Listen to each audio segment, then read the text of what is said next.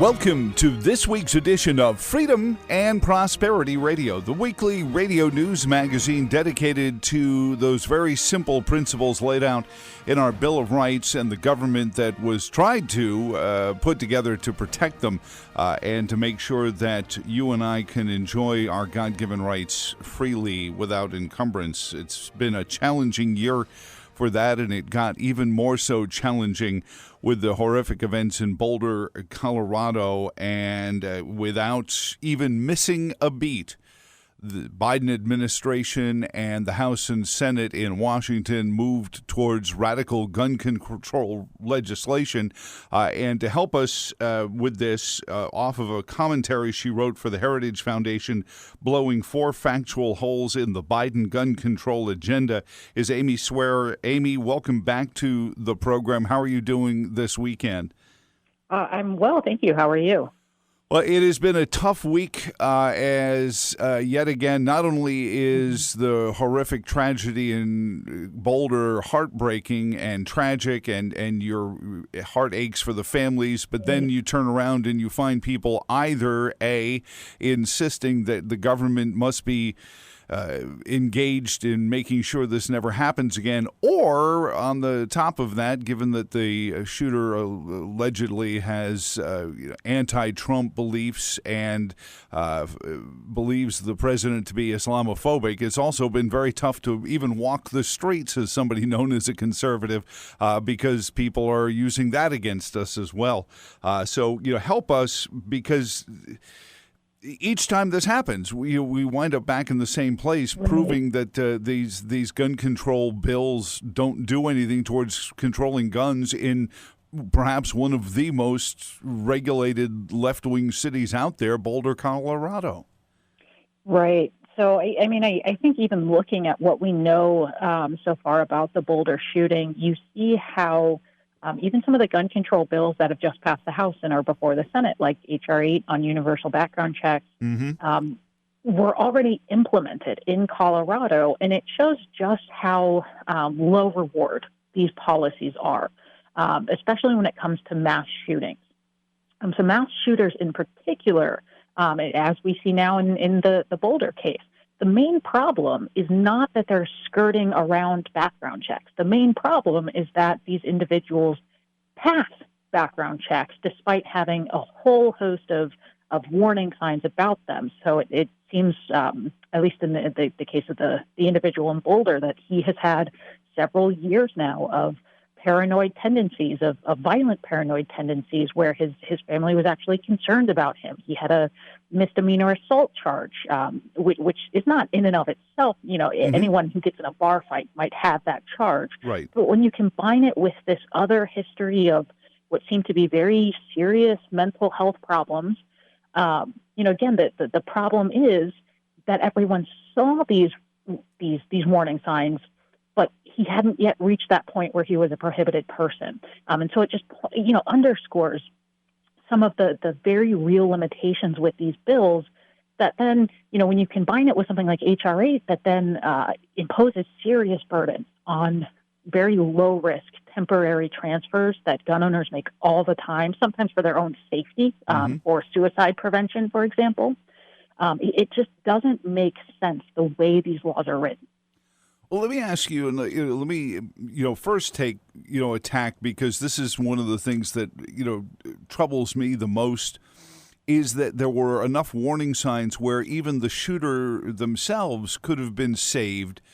And it's a controversial thing to say, because here's somebody who's done something horrific, but whether it be the young man in Parkland who for years was having red flags waved, and you think as a community, how did we not, try to help them before they did something tragic? And beyond that, and I think it speaks a little bit to our culture of once something is on your record, it's there forever. You're not healing somebody's mental illness. Even if it's not a serious one, once you're down on that list, you're on that list, and it sometimes prevents people from seeking the help that they need. Oh, absolutely. And, you're absolutely right. And that's why when we start looking at the reality of gun violence in this country, 2/3 of gun deaths every year are suicides. And I think that shocks a lot of people. Something like 24,000 Americans killed themselves with firearms in 2019. This is actually statistically the biggest problem. And then when you combine that with, a lot of the common traits of mass public shooters, which again, that's a very small part of the problem, but it has, it's a devastating effect on communities. And having, several very bad mental health institutions in my hometown of New York City growing up, and bad examples of what that was like. I don't know if we've done much better with the idea of just medicating somebody who's got a mental health issue and hoping they stay on their medications either. Right. And so this really speaks that this idea of, if we want to be serious about gun violence, we do have to talk about making people whole, about getting at these underlying factors. Someone who is suicidal or paranoid and violent, they're going to have those tendencies regardless of whether the gun is there. Now, is that gun in that situation, possibly going to make things worse? Sure. But the focus should still be making people whole, getting at those root causes. And as you said, sort of fixing people, focusing on helping people, and not focusing on necessarily the guns, because the gun in and of itself is not the problem. The problem is you have people who are not in a good state of mind. I remember, and I forget his name, but I remember poignantly French television did an interview with the lead singer from the Eagles of Death Metal, who were the band that was playing at the Bataclan in Paris. And he said to the interviewer, he said, listen, you can talk about gun control all you want. The only way they stopped the bad guy with the gun was a good guy with a gun. And immediately all the interviews stopped for the poor man who had just watched their horror. But your column at Heritage talks quite a bit about not just the use of firearms, but just the use of the attitude of, I need to stop this because who knows how long it will be before somebody else gets here to stop this. Right.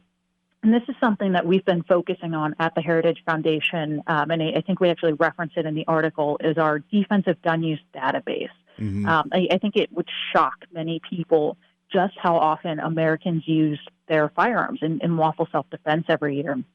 So the number most studies get is around 1 million, and of course that'll change based on several factors and just what year it is. But I think roughly 1 million is probably the best estimate. Now, a lot of those go unreported for a variety of reasons, but we've taken steps at the Heritage Foundation to do an interactive database so people can go and look through in their own states and their own communities with links to these stories that, if you were watching the nightly news and you blinked, you might have missed it. And that really is the case that, even though we have a deep respect for law enforcement, in many respects, they are second responders. The first responder was the person who called the police in the first place.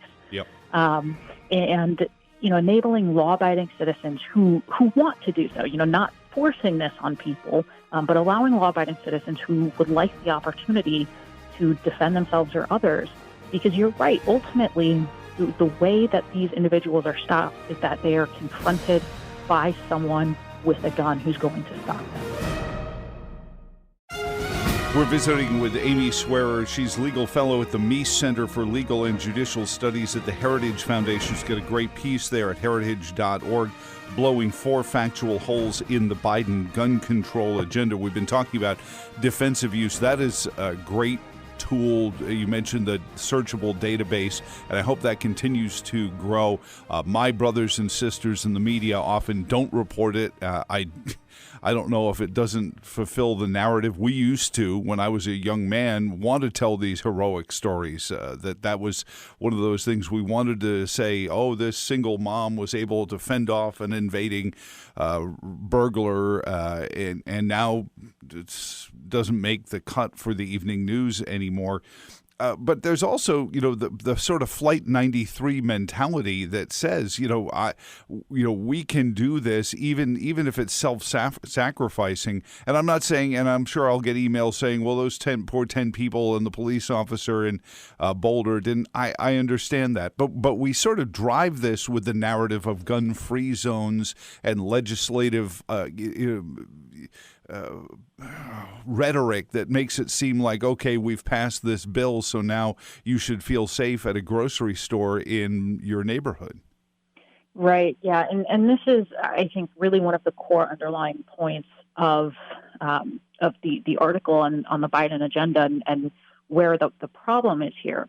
A lot of these laws, whether it's, bans on so-called assault weapons or so-called high-capacity magazines, they're, one, focused on a very, very small part of the problem. But two, there's also a problem with enforcement. And the same thing with universal background checks. We already know, for example, that most criminals do not get their guns through any sort of legitimate, on the radar types of deals. They're going through the black market. They're going through types of transfers that are already illegal, precisely because they know they can't pass a background check. And so the people who already sell to criminals are not going to stop doing that just because we made it doubly illegal. So it really just is a lot of rhetoric, to again, this idea of making it doubly illegal, but not having a proper enforcement mechanism. You can ban the future sale of AR-15, for example, or their possession. And what we saw in New Zealand, for example, when they did this, was that a lot of law-abiding citizens turned in their guns. And there's a great interview from I kid you not, a New Zealand gang leader saying, no, we're not going to turn in our quote-unquote assault weapons because we need them. So, too bad, so sad. Yeah. It turns out the criminals are not going to be the ones turning in those guns voluntarily.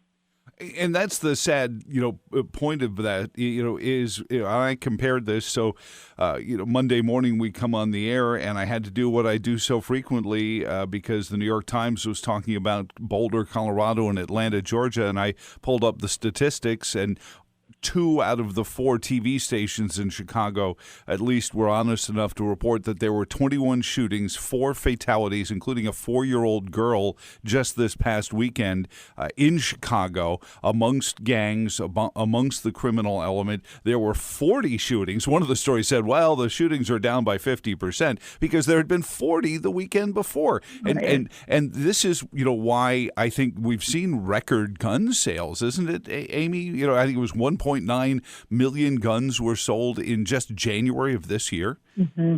Yeah, so 2020 in particular was a unique year in the history of gun sales, especially because it wasn't just the volume, the overall volume, but who was buying them. So over 8 million first-time gun owners, which is insane from a historical track record. And, I think really what it came down to, especially in 2020, but continuing on to that, were a confluence of factors that made a lot of people, possibly for the first time in their lives, realize just how fragile our concept of civil society is. You had COVID-19 ravaging police departments to the point where police departments were saying, essentially, look, if there's not a dead body, we're not showing up. Mm-hmm. You then had a summer of very intense and widespread unrest all across the nation. You then had, a very contentious election where there were, I think, very real underlying fears about, what happens next.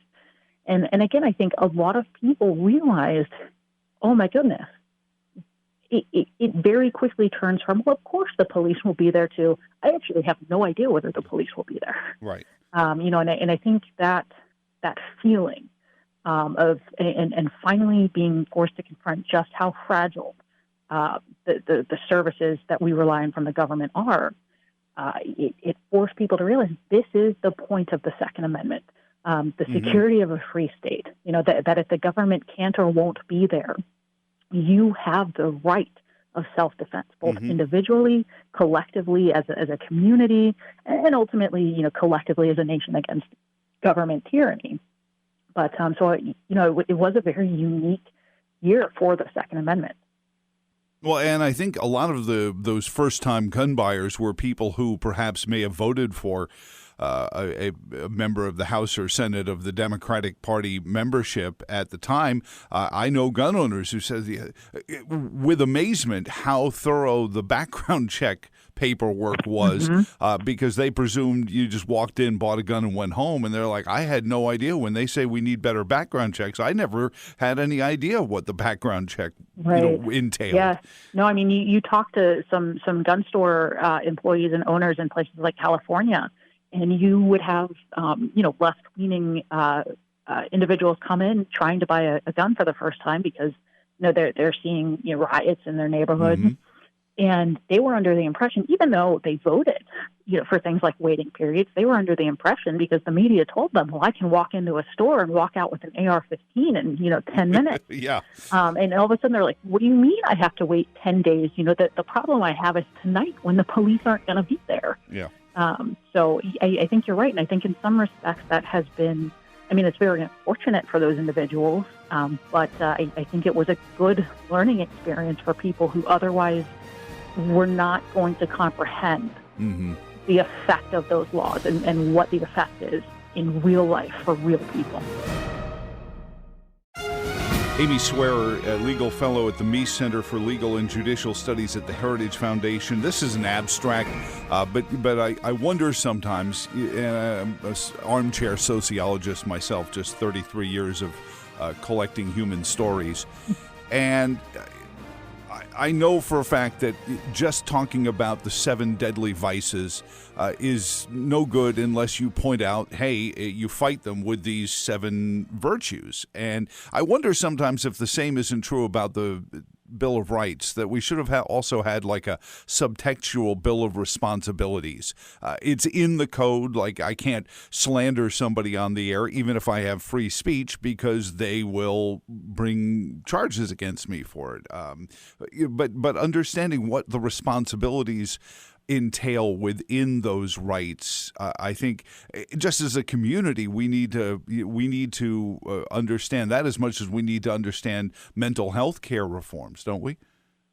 Oh, absolutely. And, I'm glad you brought up sort of the corresponding responsibilities of gun owners, especially because we have just in the last year or so many new first-time gun owners. But we do have sort of these informal responsibilities that really can help, I think, on our end as gun owners, effectively combat very real parts of, the gun violence problem in the United States. And I think even looking at things like our own mental health, as gun owners, we, for example, we train repeatedly for self-defense scenarios. What do I do in this situation or that situation so that when, God forbid, we're faced with that violent threat, we don't have to think about it. We just do it. And I think, if we as gun owners take that same sort of planning aspect and apply it to our own mental health, having mental health contingency plans, being aware of where we are, being able to say, look, I've planned for a scenario where maybe I'm not okay. What do I do? Who do I give my guns to temporarily? How do I handle this? So that when it happens, you don't have to think about it. You just have a plan in place. And again, gun suicides in particular are 2/3 of gun deaths every year. Yeah. And the same goes for communities. Recognizing, learning the warning signs of when people around us in our communities and our families are becoming dangerous to themselves or others, and knowing what steps you can take, starting from very informal one-on-one, talking with that person, trying to get them informal help, to sort of increasingly formal steps. What are the legal options? I think these are very, very important things that we have to start talking about as gun owners. Again, looking at sort of the other side of this, our responsibilities to ourselves and others. And, of course, your column must show all those places where the Biden plans and the Pelosi plans do all of this stuff, Amy, right? No, absolutely not. It's sad, but it's almost as if they want the issue more than the fix for it. And maybe that's a crass way to look at our elected representatives, but it really, at some point, and the same is true about Republicans in many issues. They don't want the issue to be resolved. They I don't want to say profit, but they benefit from the issue existing rather than actually fixing it. Right. And I think, again, when you go back to some of these common proposals, like bans on so-called assault weapons, I think the underlying premise is it's easy to get Americans who don't know about guns to buy into this. Because look at this scary-looking weapon. Certainly, this is a massive part of the problem, but it's sort of a very lazy way of looking at violence in America. It's actually a very small part of the problem that even if you were to snap your fingers and every single so-called assault weapon were to just disappear, and none of the crimes that are committed with them are simply just committed with a different firearm. It's only about 3% of gun homicides, very, very few suicides where it would have mattered. So you wouldn't actually even see a meaningful reduction, even if you could just snap your fingers on enforcement. It wouldn't mean a whole lot, but it's an easy sounding solution. Yeah. It's much easier than saying, hey, how do we focus on, our mental health infrastructure? How do we focus on prevention? How do we focus on, anti-gang initiatives? And, looking at the small number of communities that are disproportionately impacted by criminal violence, how do we target those communities successfully? That's a much harder approach because it involves a more holistic approach. There's not an easy, one sentence solution to that. So I think it really is just a lazy way of doing public policy. It is something that we need to have a better grasp on, and as we've said, and it's interesting. You use the same scenario that I do. I make all the guns vanish with a snap of my fingers, and if people think that stops us being violent to one another, you're kidding yourself. The violence isn't in the gun. I think Ted Nugent did a wonderful YouTube video for where days a rifle sat in a chair and did nothing to anyone. It's not until we pick it up, and that's where the problem is our feelings of violence or anger that go uncontrolled, and that's what we need to address, and gently, because otherwise we will do more to drive people out of the light of seeking help and back into the shadows, Amy. And I appreciate your column for that. And again, it's heritage.org. In the firearms commentary, it's called "Blowing Four Factual Holes in the Biden Gun Control Agenda." Thank you so much, Amy, and we really appreciate your visit this week for a tough topic and a tough time on Freedom and Prosperity Radio. Well, thank you for having me. Coming up next, from the Tertium Quids, Director Caleb Taylor on Freedom and Prosperity Radio.